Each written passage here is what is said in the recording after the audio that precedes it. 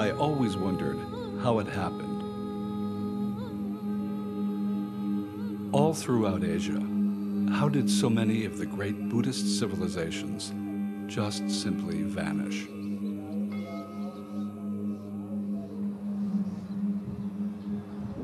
In Tibet, I began to understand. We went as pilgrims to Tibet. No permission for filming was asked of the Chinese authorities, and none was given. We chose not to include interviews of Tibetans living there because of possible reprisals. We will share with you what was freely shared with us on this pilgrimage. You will hear the voices of me, the filmmaker, and of two Tibetans in exile, Tenzin El Chogyal and the acclaimed singer Dajang.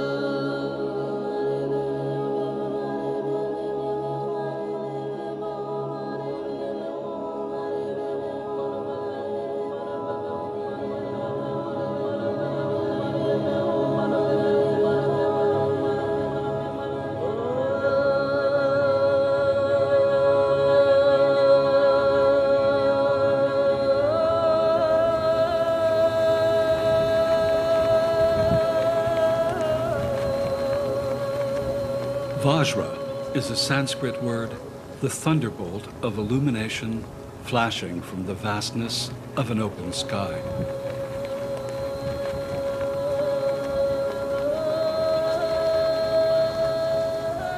Vajra is the indestructible power of truth at the heart of the Tibetan struggle for the survival of their culture.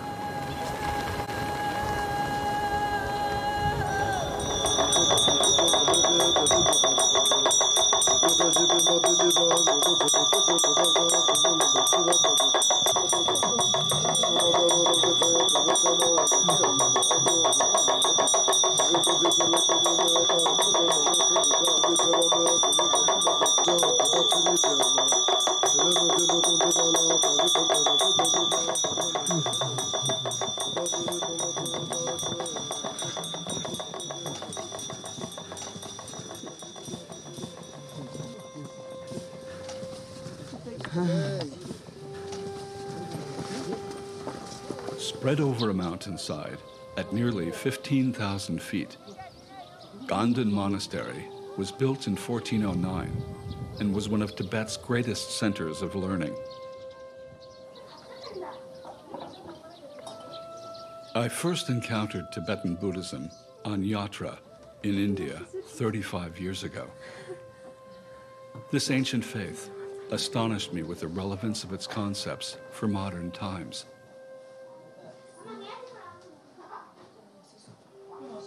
Ganden is the traditional center of the Gelugpa order, the Yellow Hats, the lineage of His Holiness the Dalai Lama.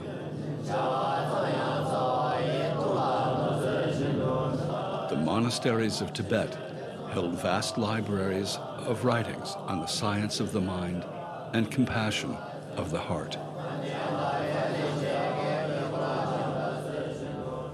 Unique roadmaps for the evolution of human consciousness.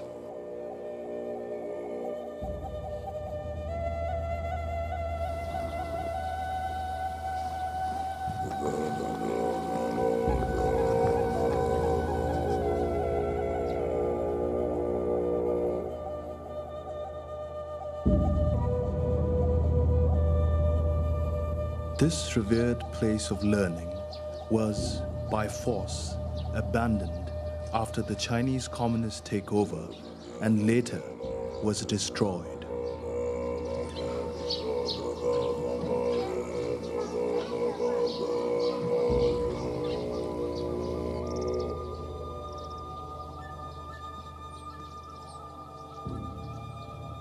Much of Ganden still remains in ruins.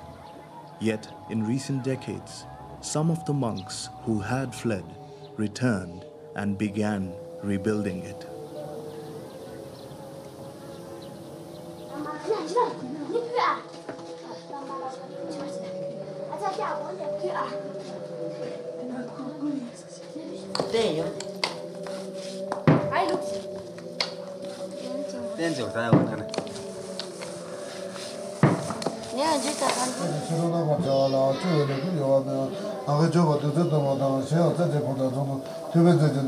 Once housing as many as 7,000 monks, Ganden is now home to a monastic community of about 400 and under close scrutiny.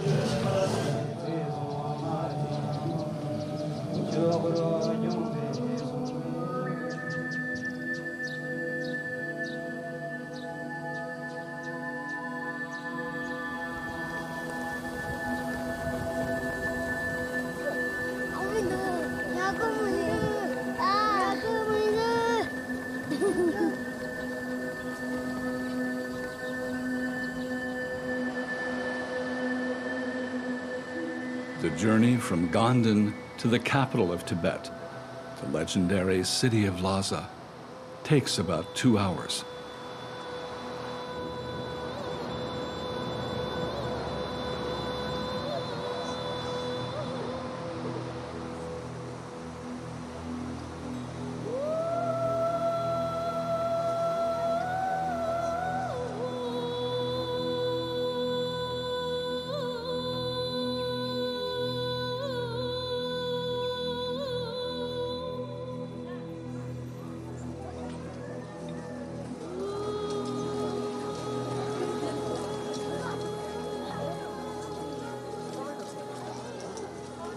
For more than 1,000 years, millions of pilgrims have come from all over Tibet to circumambulate the Barkor, a circular journey of blessings with no beginning or end.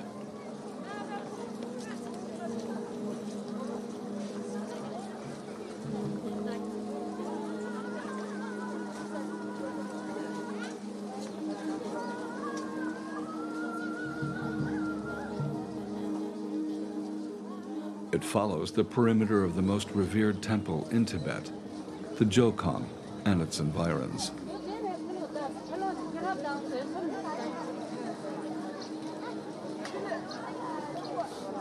The Barkor is the outer circle of a mandala.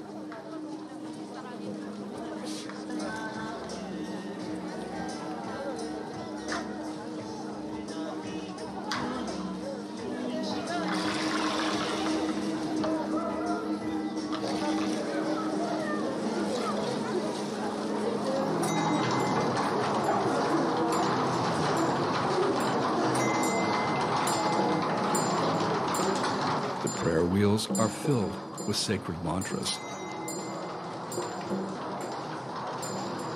Here, I finally understood that each turn of the wheel is the equivalent of saying all the prayers within and sending them into the world, sharing their blessings with all sentient beings.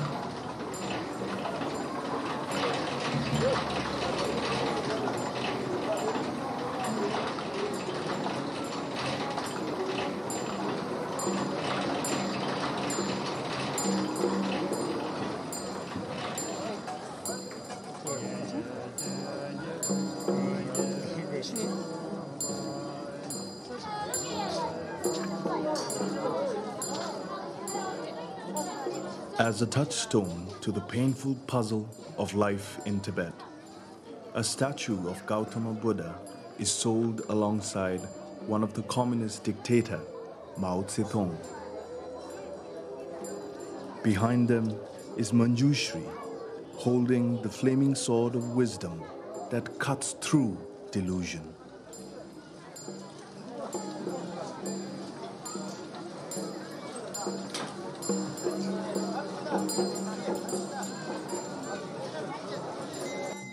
Pilgrims first visit the many small temples and shrines around the Barkor.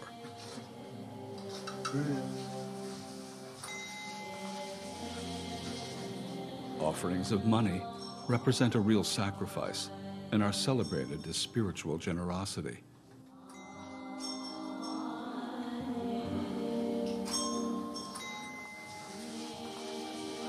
With the exile of the great Dharma masters, the teachings have greatly declined. Tibetans along the way repeatedly tell us, we want our teachers back.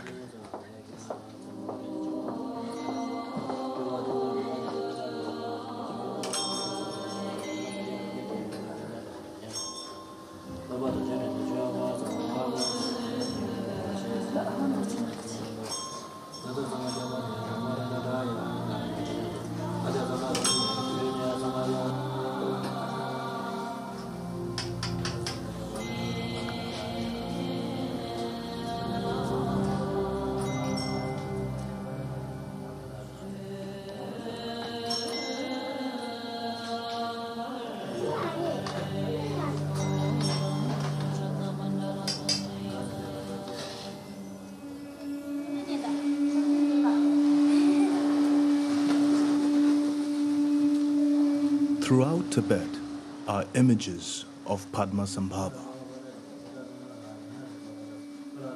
also known as Guru Rinpoche. He brought Tantric Buddhism to Tibet from India.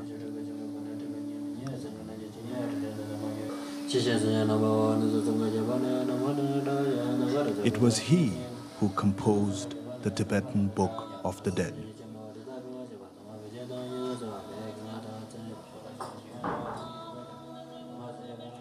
On the walls of this temple are the masters of the burial ground. They remind pilgrims of the ephemeral nature of earthly existence and to fear not.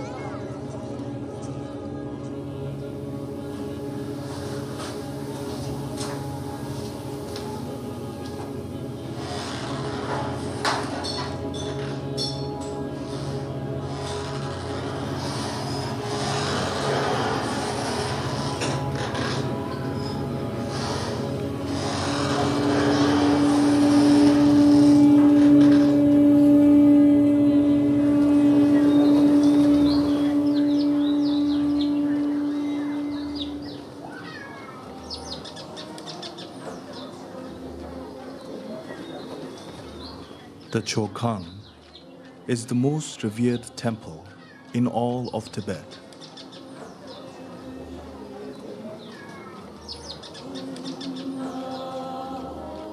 Until recently, its setting was an intimate labyrinth of lanes and byways at the center of the parkour. Some years back, the authorities razed these extensive historic neighborhoods, displacing the Tibetans and creating this large empty plaza. This was an attempt to westernize the site, to allow surveillance and quick military access.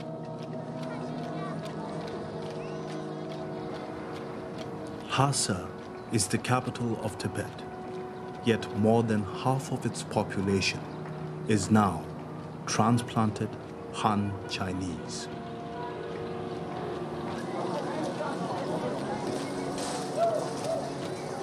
The government has now built a train system over the mountains linking Tibet to everywhere in China. Tibetans fear the ongoing flood of people it will bring will be the ultimate threat to the very survival of their culture.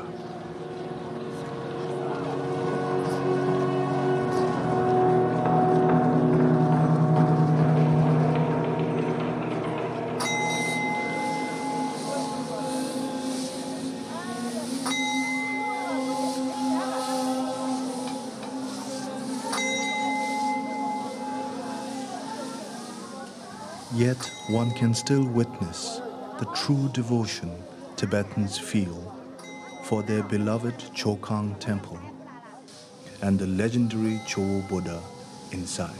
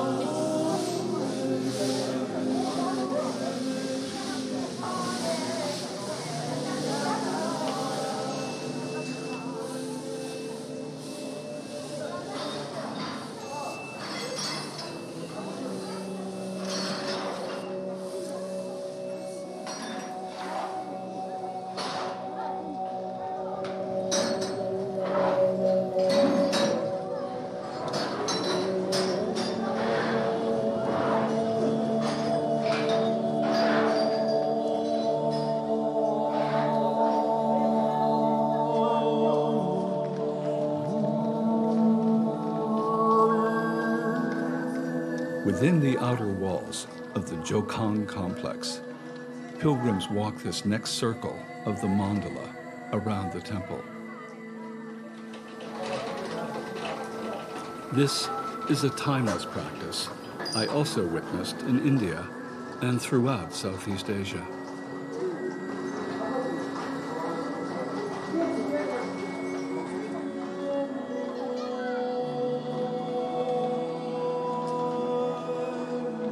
Yatra, or pilgrimage, is the process of shedding worldly attachments and separateness to enter into a cycle of sacred space and interconnection.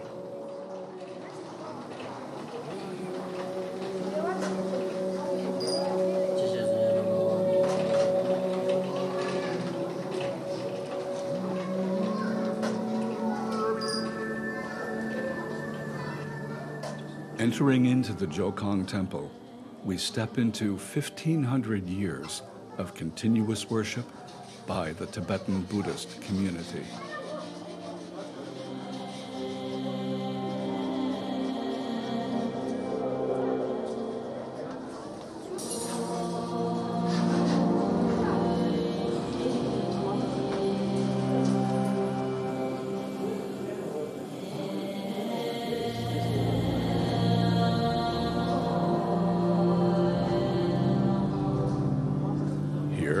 The pantheon of Vajrayana Buddhism is portrayed in its many shrines and chapels.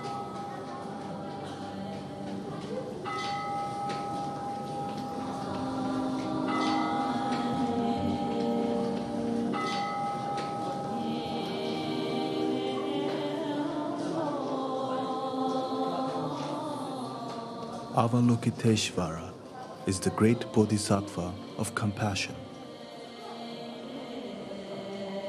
He is shown here in his form of 1,000 arms, actively reaching out to relieve the suffering of all beings.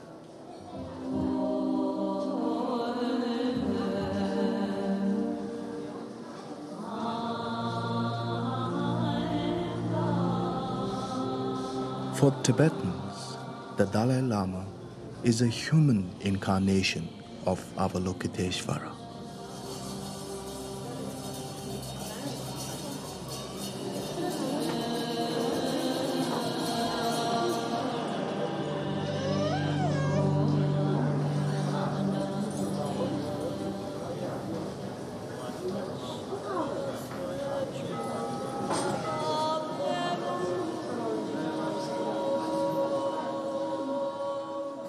Tara is the female emanation of Avalokiteshvara.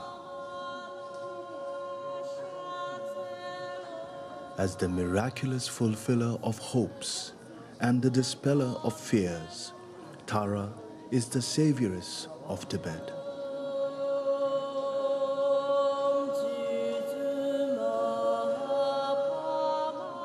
She is known as the mother of all Buddhas.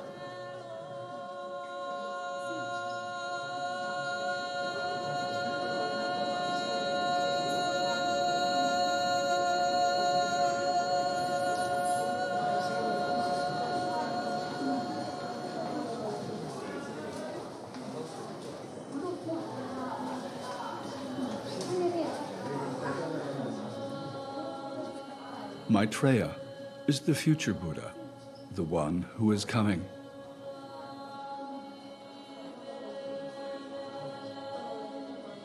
His hand is in the gesture or mudra of turning the wheel of Dharma.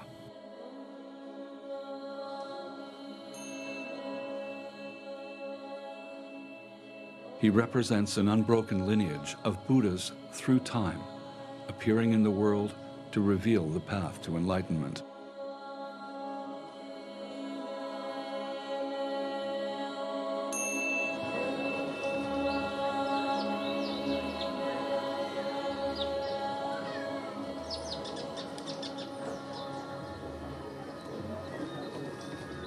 The Dharma Chakra is also known as the Great Wheel of Law.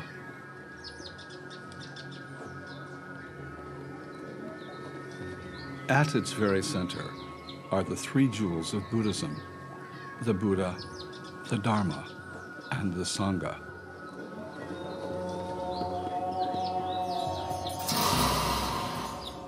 The 8 spokes are the noble eightfold path to enlightenment.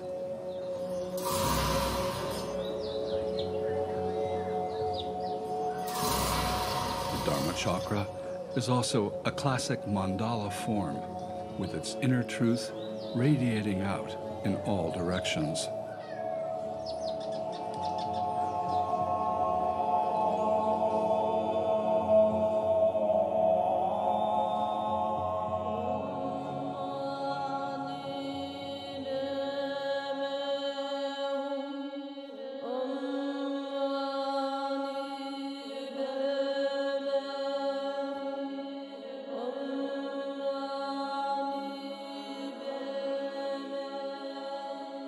Tibetan mandalas guide the practitioner on a journey into the inner sanctum of a meditation deity.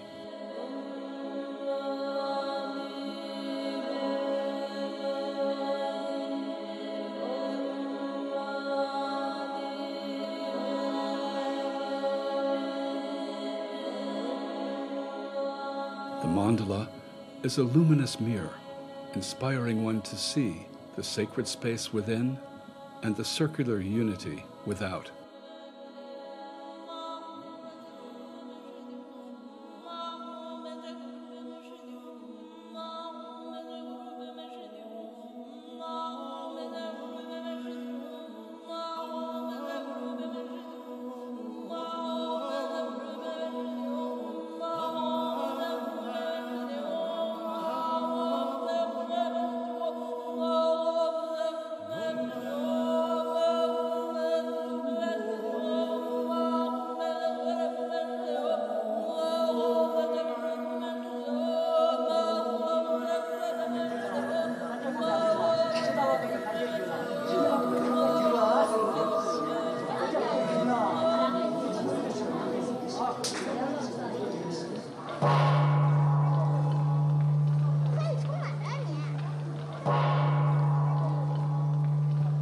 On the roof terraces of the Chokang, preparations are made for the afternoon's debate.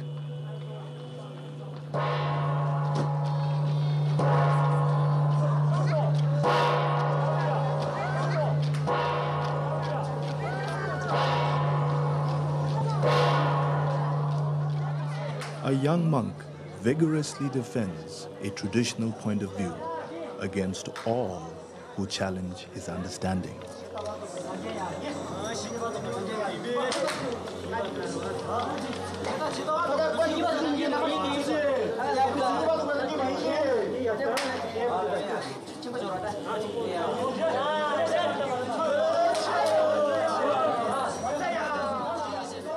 From this window, the visiting Dalai Lama would inspire the featured debaters to evolve their craft.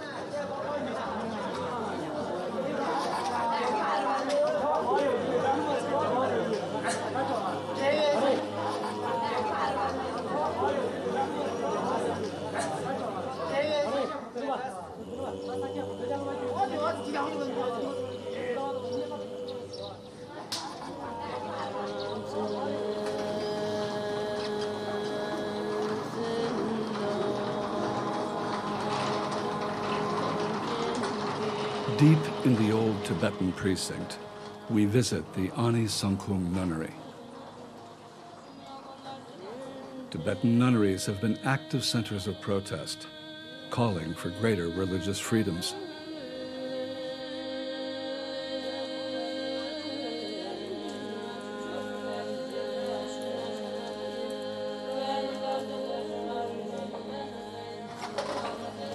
Here, for more than 500 years, women have given up their traditional domestic roles to go more deeply into their spiritual practice.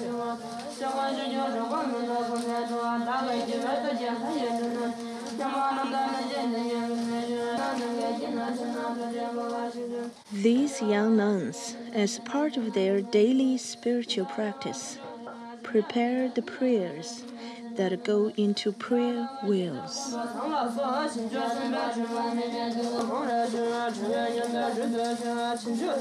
Powerful mantras are printed onto paper with carved wooden blocks.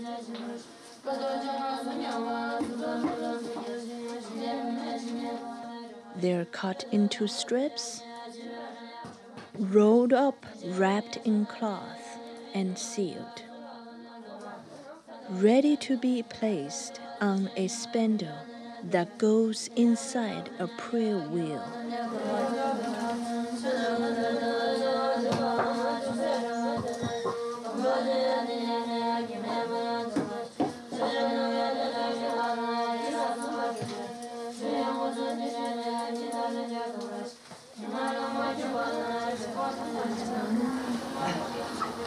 Peaceful.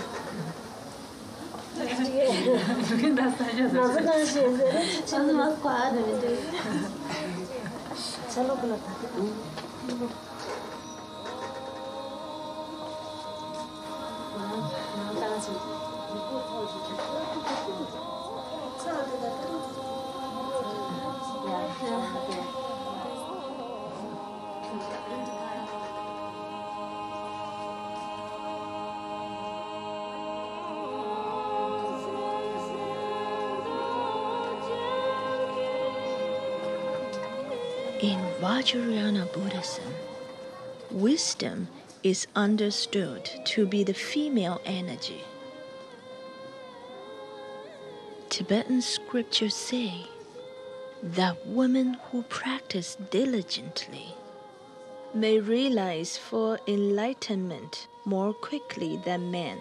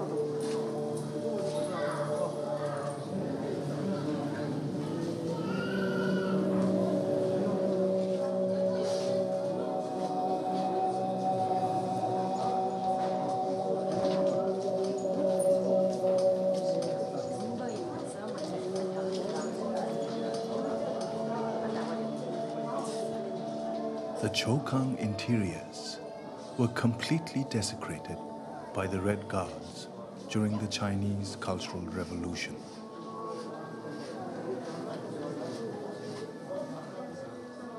Most sculptures were looted or destroyed. Part of the temple became an animal slaughterhouse, and the inner sanctum was even used as a pigsty.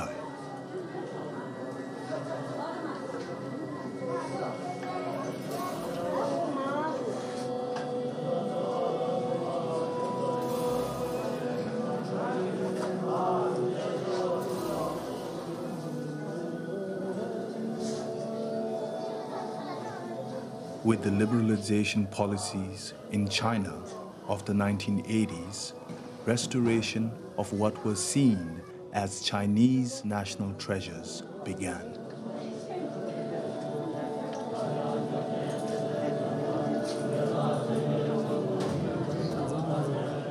The Chokam, in a massive face-saving effort, began to be restored, simulating what it was through the centuries. The monastic community of this temple, however, feels compromised by years of infiltration and strict control by the authorities.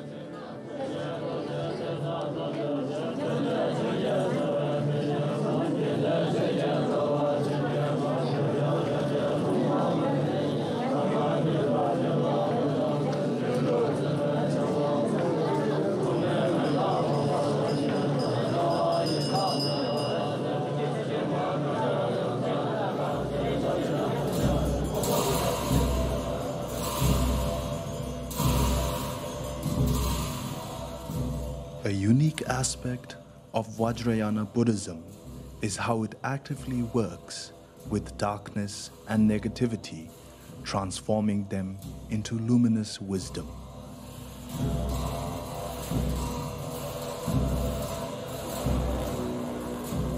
Within Vajrayana meditation practice, the wrathful deities are welcomed as intense and overwhelming destroyers of ego.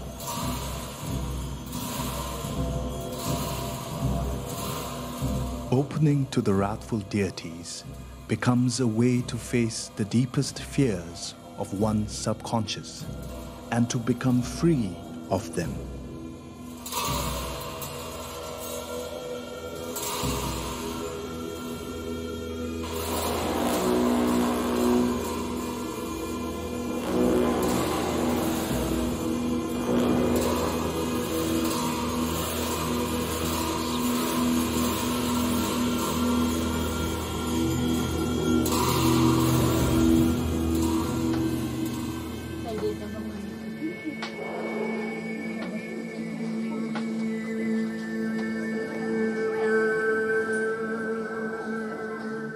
Long lines form to visit the hallowed shrine of the Jowo Buddha.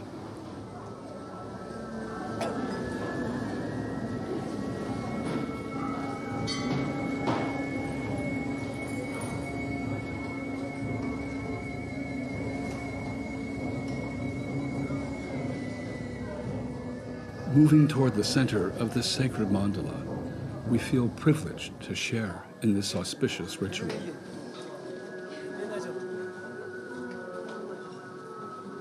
The Jowo, a golden image of the young Sakyamuni Buddha, is the most revered statue in Tibet.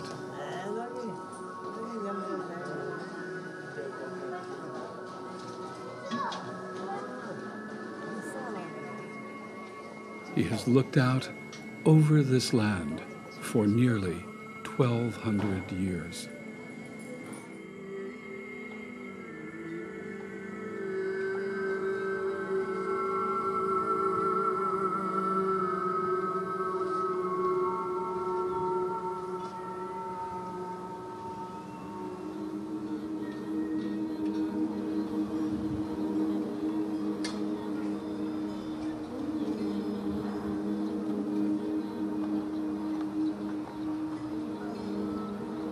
Towering over Lhasa is the Potala Palace.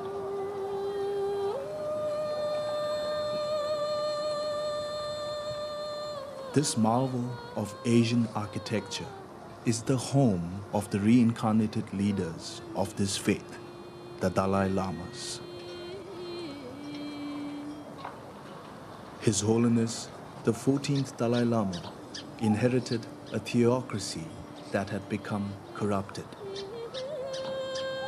He has described it as a medieval system with social inequities needing to be changed.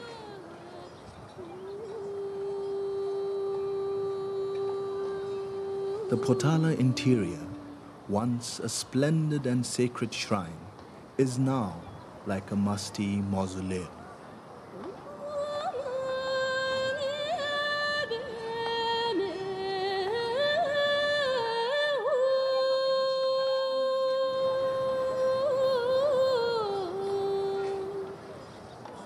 While portraits of the other Dalai Lamas remain, all images of the 14th Dalai Lama have been removed. His photograph is now illegal everywhere in Tibet.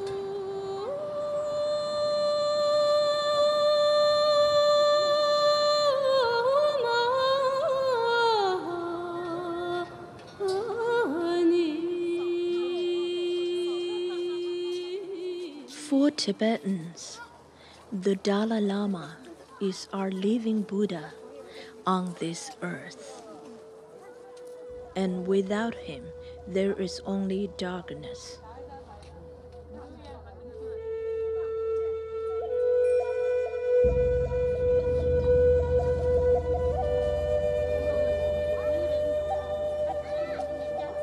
Since His Holiness was forced into exile in 1959, over 100,000 Tibetans have left everything, making the dangerous trek on foot across the Himalayas to India.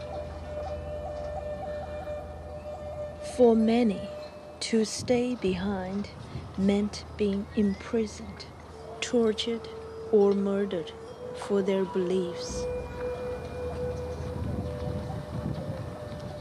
Those who remain feel an exile in their own home, an anguished heart, the loneliness of separation, an emptiness of future.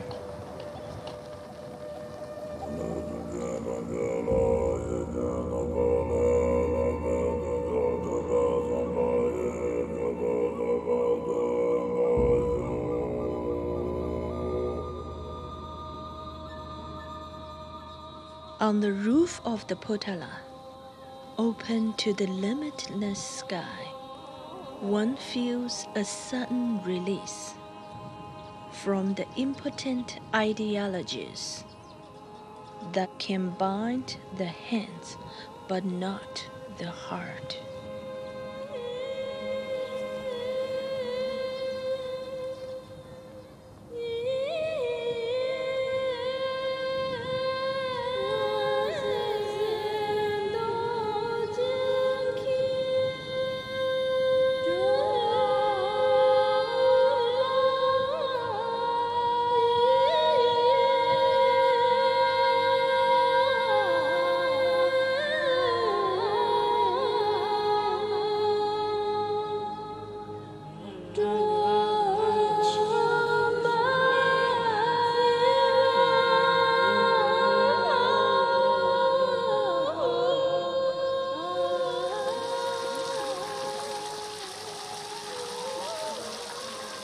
Two miles west of the Potala, the Novulenka, or Jewel Park, is the summer palace of the succession of Dalai Lamas.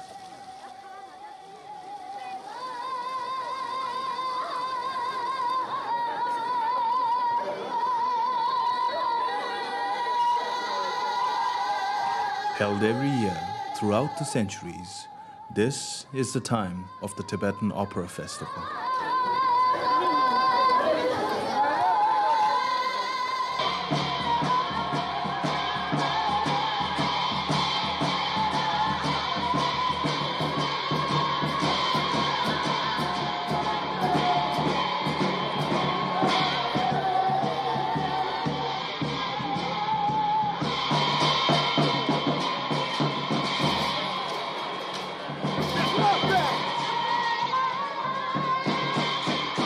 Both Chinese and Tibetans share common ground in this cultural celebration of the opera.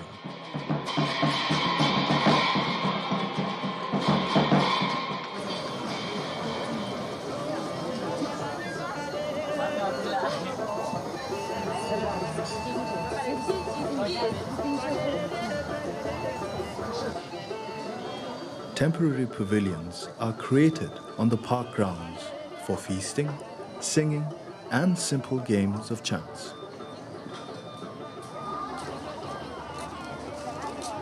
This is now also a Chinese affair.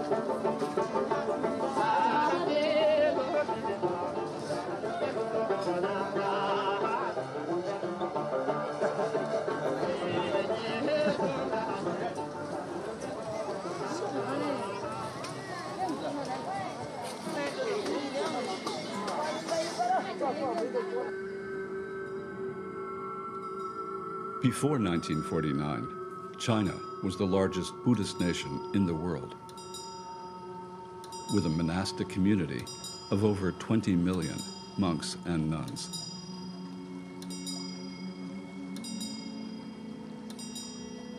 After the communist victory in the Civil War, millions of Chinese Buddhists were also punished, imprisoned, and murdered for their beliefs.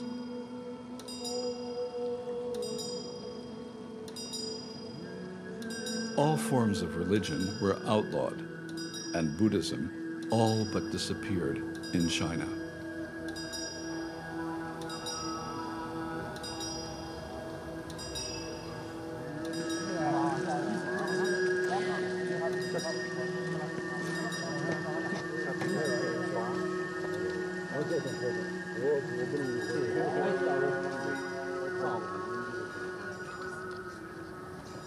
Since the mid-18th century, the Dalai Lamas and their entire retinue would come in a grand procession from the austere heights of the Potala to the wooded park of the Norbalinka.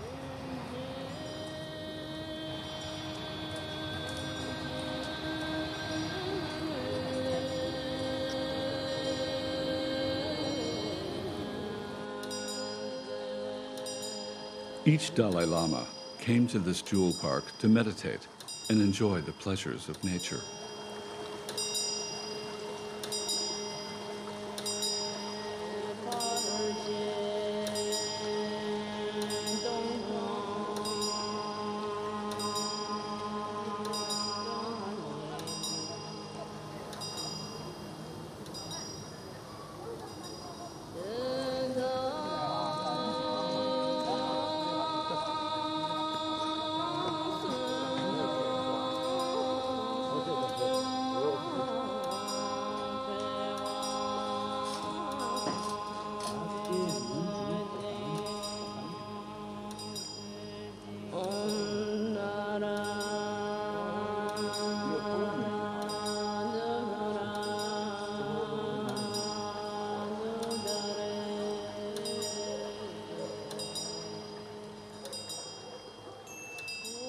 Realizing the groundless nature of ignorance, my former awareness clouded and unstable, like reflections of the moon in rippling water, becomes transparent, clear as shining crystal.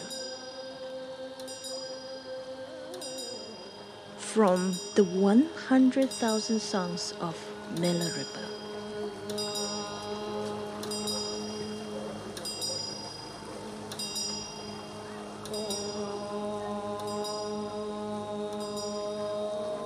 This was the new residence of His Holiness the 14th Dalai Lama. These are the rooms he lived in and where his mother would sometimes take residence. It was also where he would meet with foreign dignitaries and administer to matters of state. In 1959, there was a popular uprising all over Tibet against the communist occupation.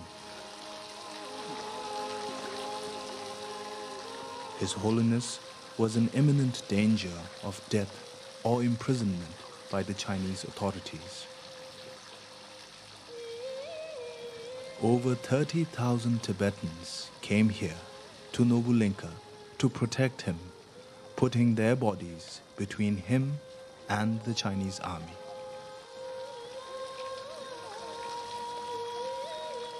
During this crisis, to prevent massive bloodshed and to preserve this wisdom tradition, he escaped, disguised as a Tibetan soldier, going south across the Himalayas on horseback for the safe haven of India.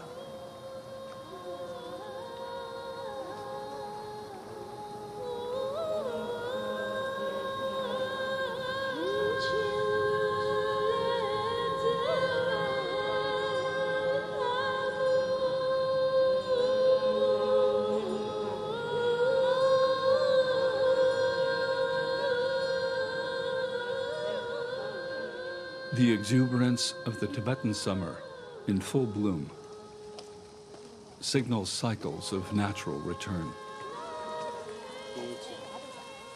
The promise of coming again, the hope of natural reconciliation.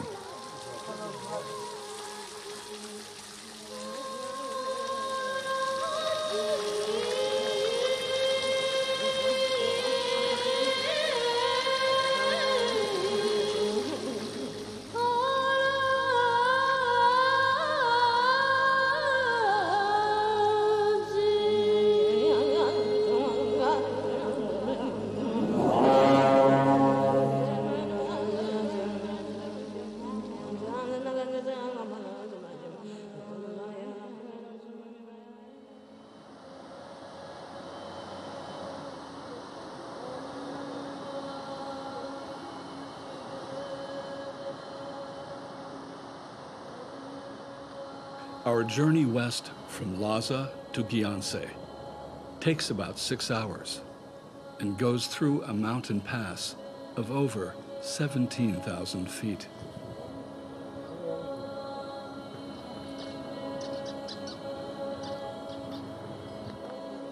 My own Tibetan teachers taught that the ultimate expression of the Vajrayana teachings sees the heart-mind as already existing in a state of innate enlightenment.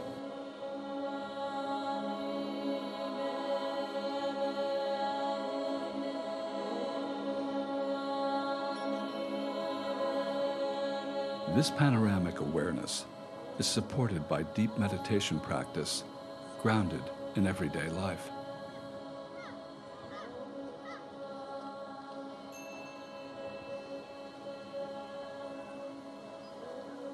It affirms the natural state of one's existence beyond the dualistic patterns of conditioning and thinking.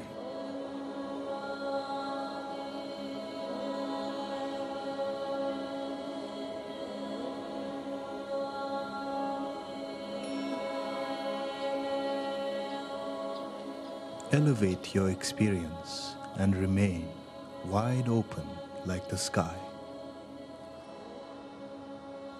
Expand your mindfulness and remain pervasive like the earth. Steady your attention and remain unshakable like a mountain. Brighten your awareness and remain shining like a flame.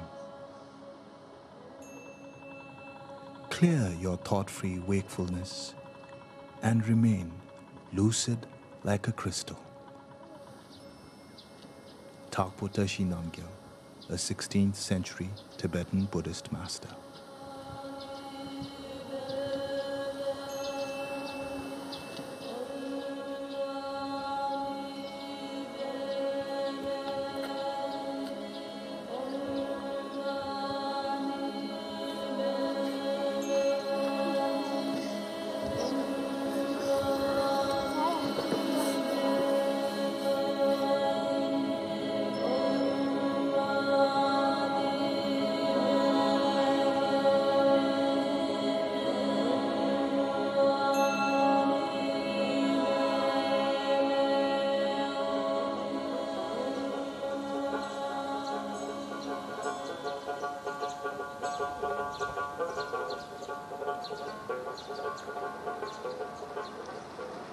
This hilltop zong, or castle, overlooks the once prosperous town of Gyeongse.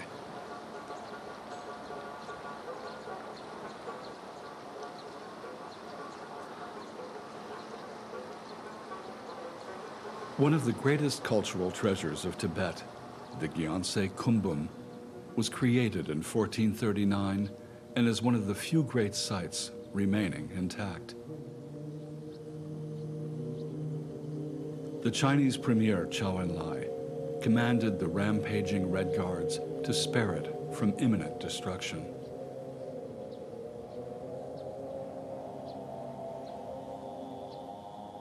Kumbum means the pagoda of 100,000 Buddha images.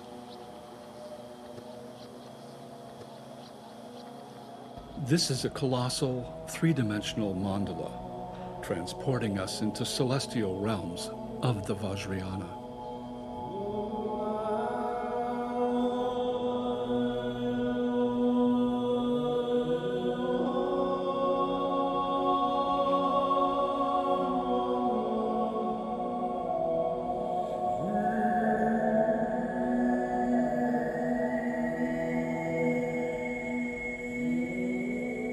Some of the original sculpture has been recently repainted by the Chinese authorities in garish colors.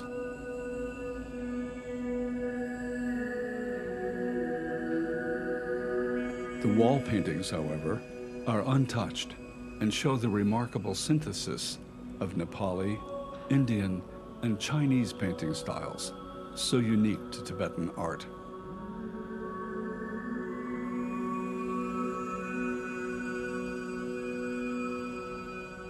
Each deity possesses many aspects, both beneficent and wrathful.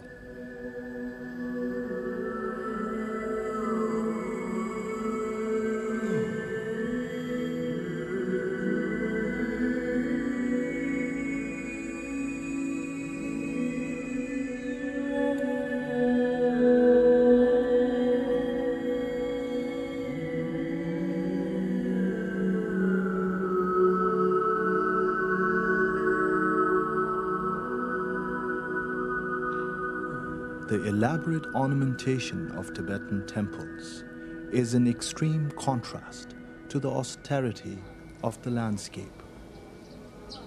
A deliberate device, the joining of form and formless.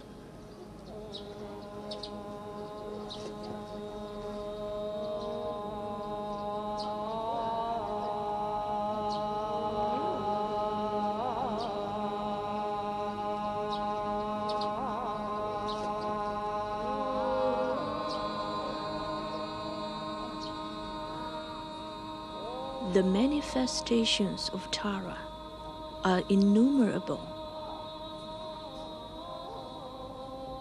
and all transmute negative energy into wisdom.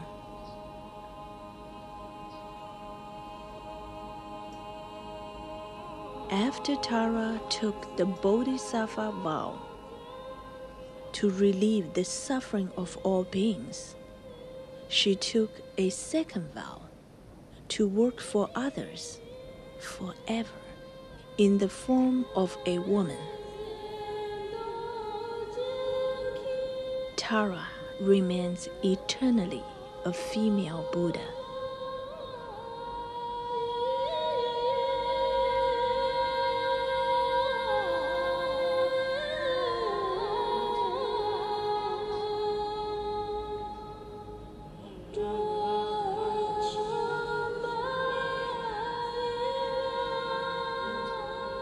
The Vajrayana practice of Yidam visualization is a powerful method of transformation, only to be initiated under the guidance of a trusted master.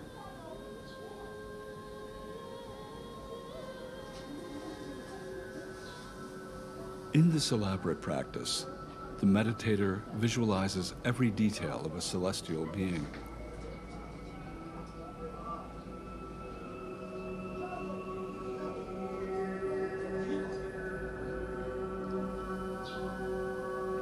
Through this visualization, the qualities of the deity manifest themselves within the practitioner.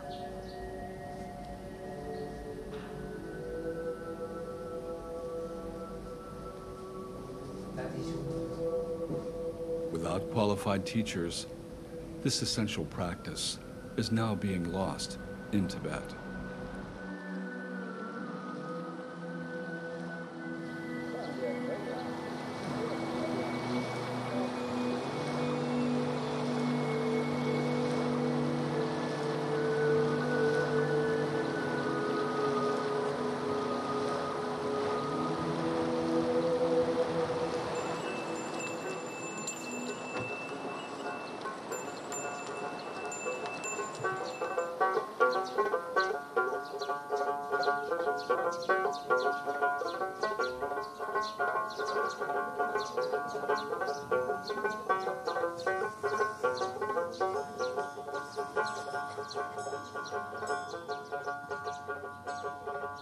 Living in the immensity of this landscape, under a limitless sky, the nomads are an intrinsic part of Tibetan life.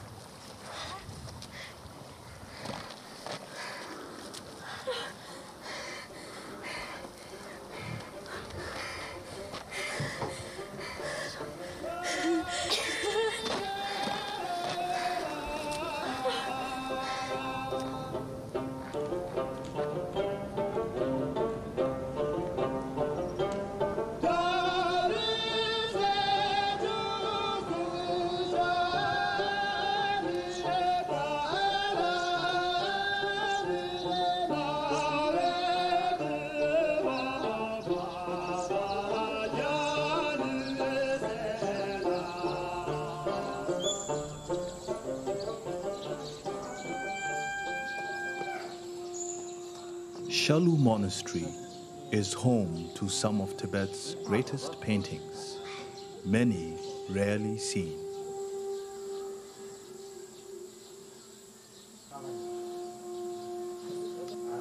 Some paintings are more than 900 years old, revealing a richness and vibrancy that invokes an exalted divine realm. During the Cultural Revolution, the Red Guards used Shalu Monastery as a grain warehouse. This, ironically, saved most of these rare frescoes from total obliteration.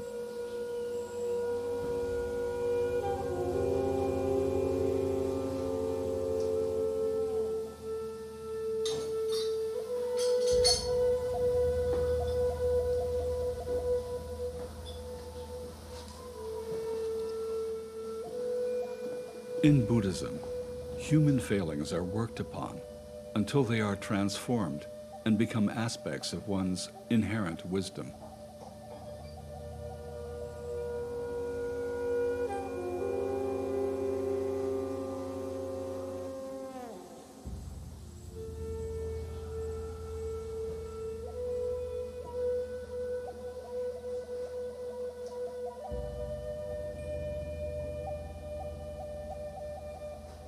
In the Vajrayana tradition, Buddhas are alive on earth, and their lineage is passed through highly realized teachers.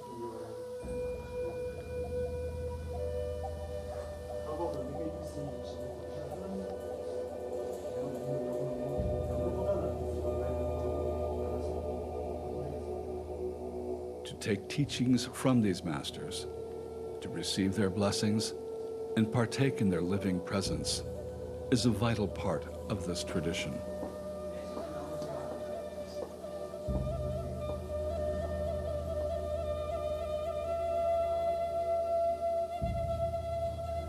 To cut Tibetans off from the inspiring presence of their living Buddhas is to take the heart from the body. This has become a slow and deliberate asphyxiation of the Tibetan Buddhist faith within its own home.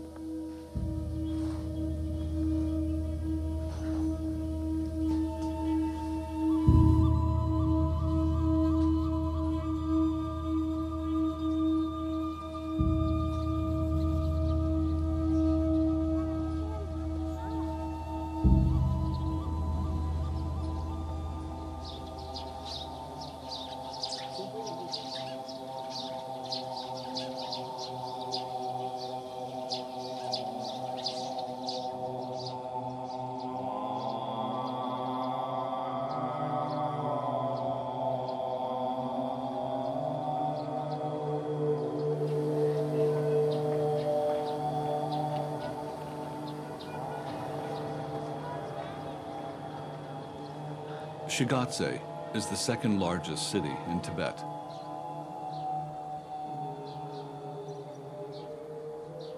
While the new Chinatown spreads out across the valley, the Tibetan quarter is clustered at the base of the mountain.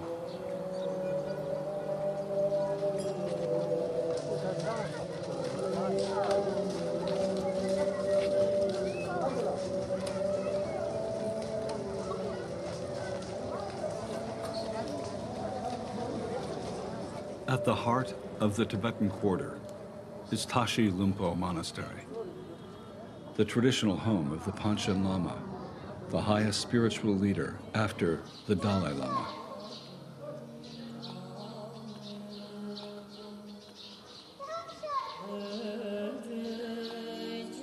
The last Panchen Lama was a beloved figure who remained in Tibet after the Dalai Lama was forced into exile.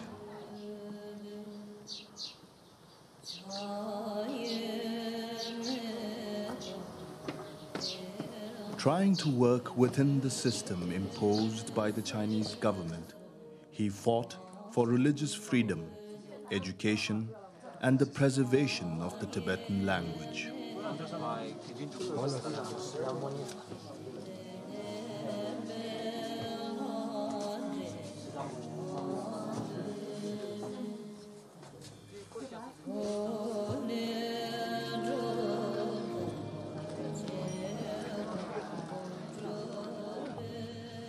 In the 1960s, during the Chinese Cultural Revolution, he was relentlessly persecuted, subjected to torture, and finally imprisoned in solitary confinement in Beijing for 10 years.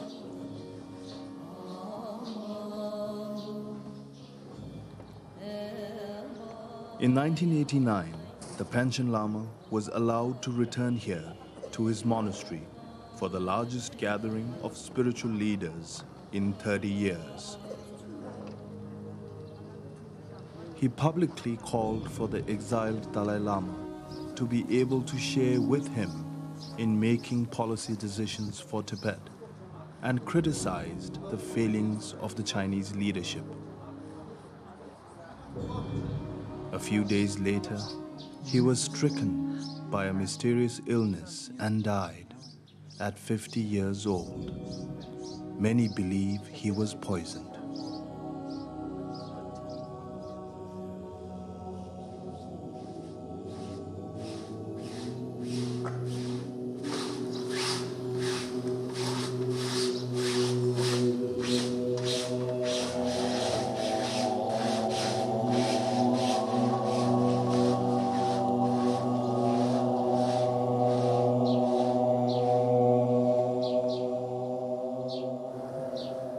Each in their 80s, these three monks share with us their memories of the 10th Panchen Lama.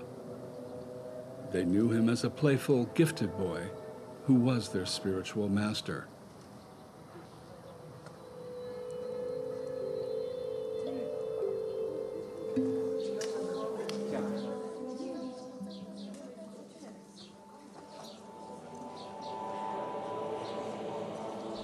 Young monks gather outside the assembly hall, waiting for evening prayers.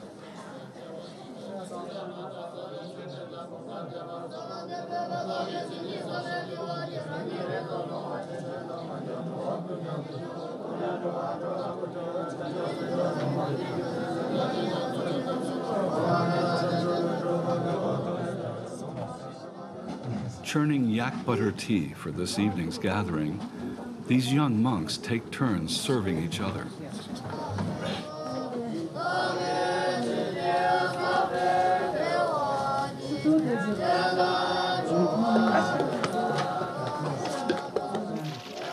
To have a son in the monastery is a great honor for the traditional Tibetan family.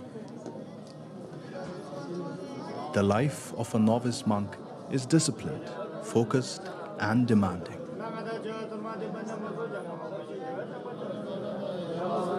These rigors are offset by the realization that they will soon be initiated into a centuries-old wisdom lineage of profound depth.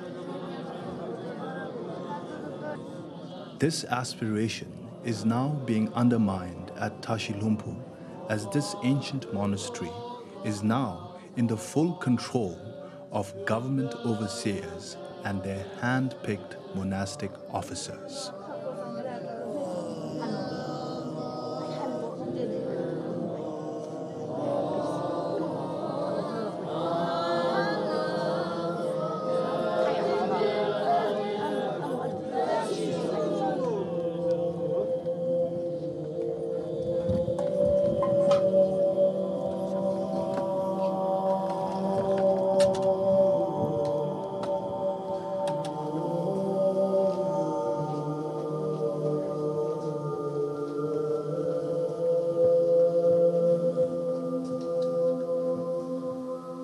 This all-seeing wisdom Buddha looks beyond the brittleness of time and the dust of history to an ever-present, limitless truth.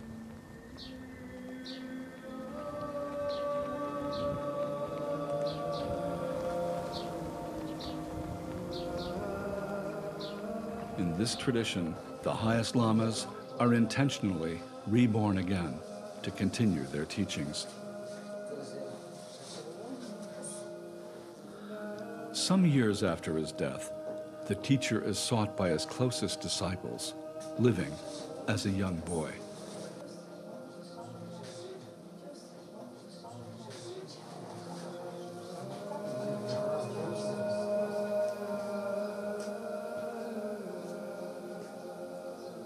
He is returned to his monastery, awakens to his continuing role, and resumes this unbroken wisdom lineage.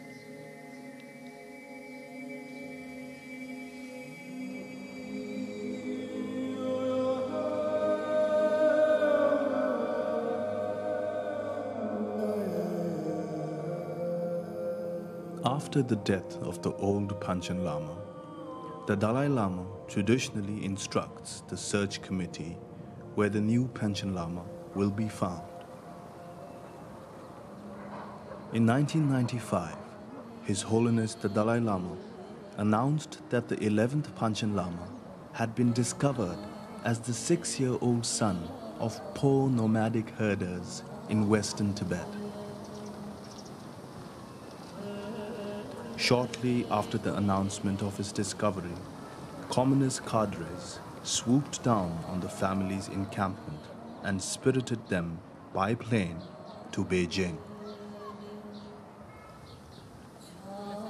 The boy and his family have not been seen in more than 9 years and are allegedly under house arrest.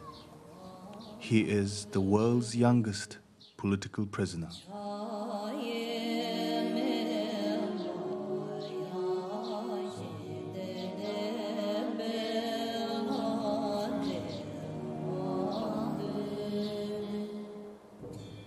The atheist Chinese authorities then conducted their own search for the new Panchen Lama.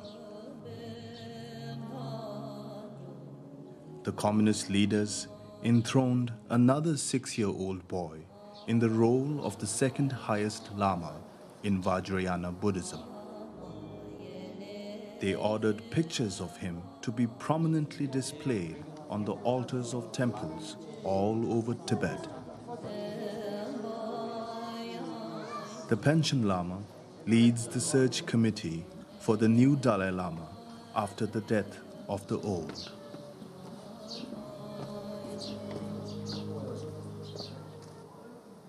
As His Holiness the 14th Dalai Lama grows older, it is likely that after his passing, the communists will then name their own puppet Dalai Lama.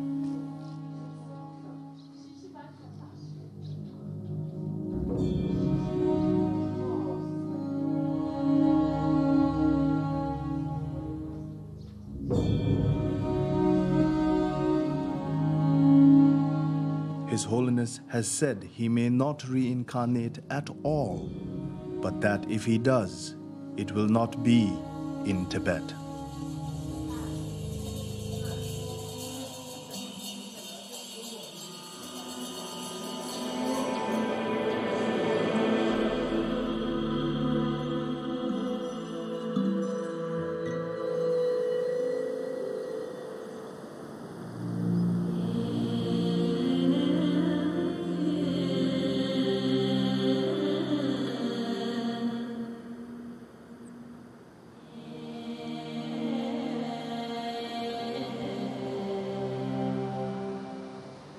There is a 1,500-year-old prophecy of Padmasambhava that when the iron bird flies, the Dharma will go to the west.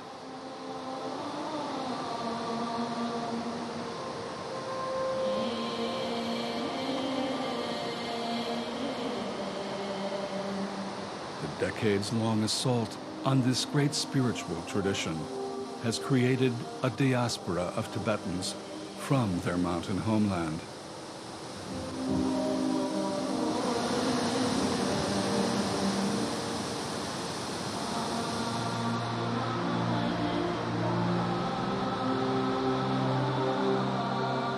Many of the great Vajrayana teachers have now brought their teachings to millions in the West.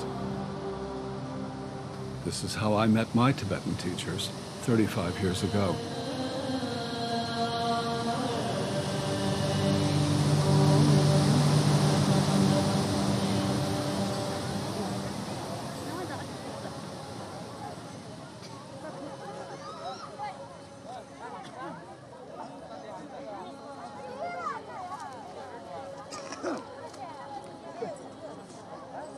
As morning breaks in the foothills of Lhasa, multitudes arrive for an annual ritual of devotion and blessings.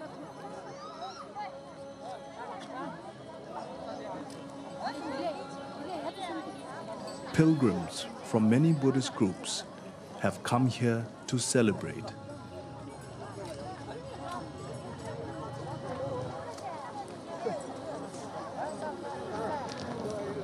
In rural areas, away from the control of the authorities, large numbers of lay practitioners are establishing new Dharma communities, filling the void left by the monastic decline.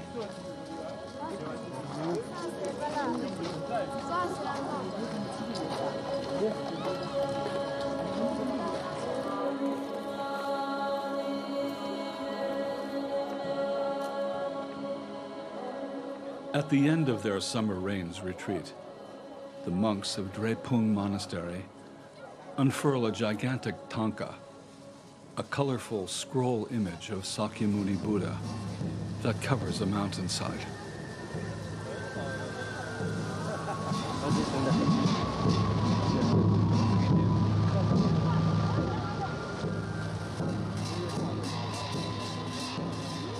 The Tanka Festival draws Tibetan faithful, joined by tourists and Chinese hungry for spiritual meaning in their lives.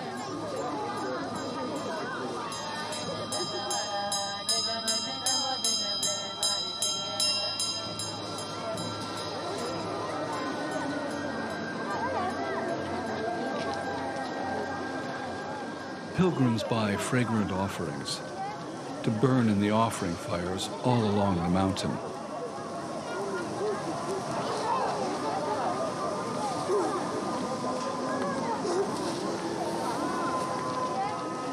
These aromatic offerings envelop us, creating an intimate sanctuary within the vastness of the natural scape. A mountainside cathedral of infinite proportions.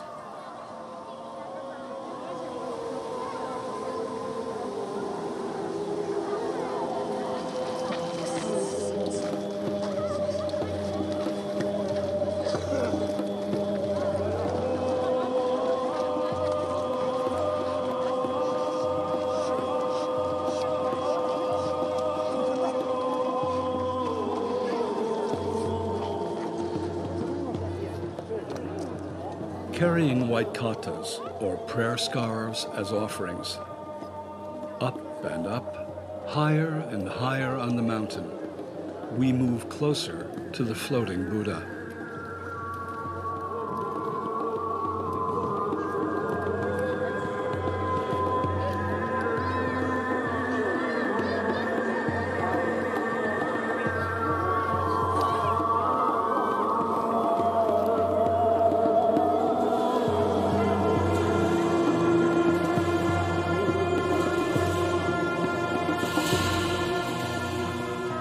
Throwing the white kata is a way of touching the Buddha, and connecting to this wish-fulfilling realm.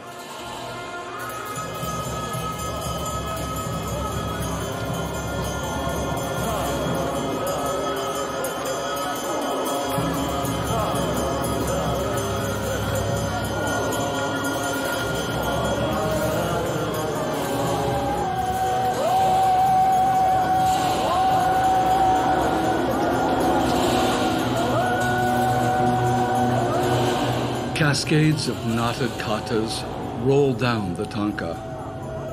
Colored paper prayers skitter in the wind, sharing their blessings with all sentient beings.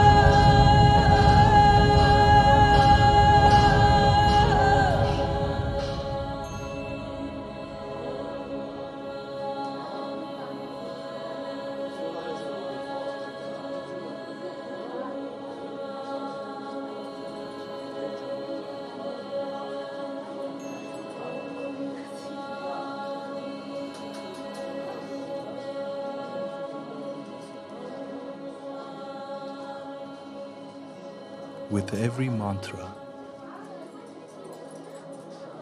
with every bow,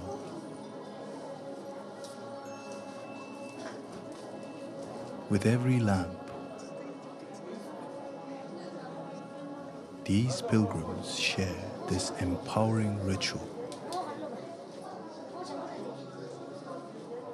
adding their light to the light of others.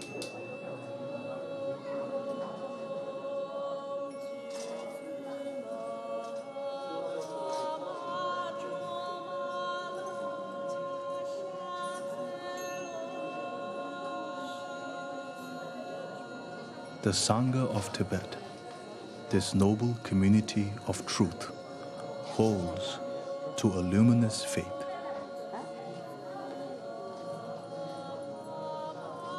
May they never be forgotten or forsaken.